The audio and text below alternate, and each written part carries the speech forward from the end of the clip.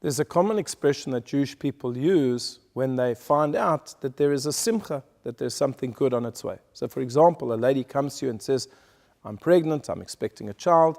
You say that the birth should be b'sha'at tova u'mutzlachat, at a good and successful hour. Or for example, a young couple announces their engagement.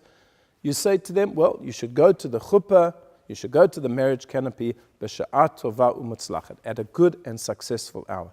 And so it is with everything that a person has, all good things. We are always wishing them this particular greeting, b'sha'at tova u'mutzlachat. It should be at a good and successful hour. What is the meaning of this? How do we understand it? And I think we can relate it to the parsha. This parsha, which is the end of the book of Shmot, speaks about the fact that the Jewish people constructed the tabernacle. And the tabernacle was a structure, a house. And the whole concept is really difficult to understand. Are we building a house for God? You know, God created the entire universe. We're going to put him into a little house. The whole concept is really bizarre. It doesn't make sense. It's almost idolatrous. But Hashem came to us and said, this is what I want you to do. I want you to build this particular structure, and through the structure you will come to worship me. You're not going to worship the structure, but the structure is a place where we can commune. In fact, the tabernacle is called the Ohel Moed. It means the tent of meeting, a place where two people come to commune. God is everywhere.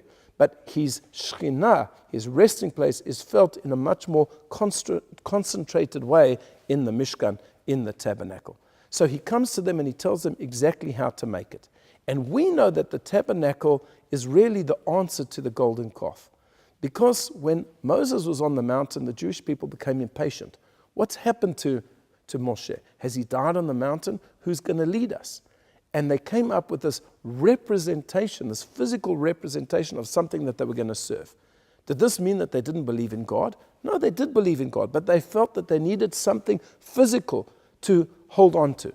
The problem was that they could have just waited. They should have waited. If they had waited just another few days, Moshe would have come to them and said, I realize it's difficult to commune with an invisible God. So we're going to make this structure called the tabernacle, and that's going to be the place where you're going to come to meet and have an experience with Hashem.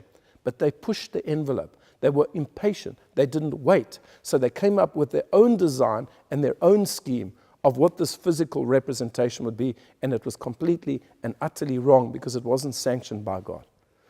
And the idea there is they may have done the right thing, but they did it at the wrong time. It wasn't the appropriate time. They should have waited until Moshe came down and explained, yes, our God is an invisible God, but there are ways in which we interact with him in the physical world, but you should have just been a little bit patient. And maybe that's what we're saying to people who are about to have a simcha. We say to them, you know, your simcha is a fantastic thing. The birth of a child or a bris or a wedding, it's absolutely fantastic. It's the right thing to do. But it's not just that it's the right thing to do. It's got to be done at the right time. And therefore we wish you b'sha'at tova u'mutzlachat.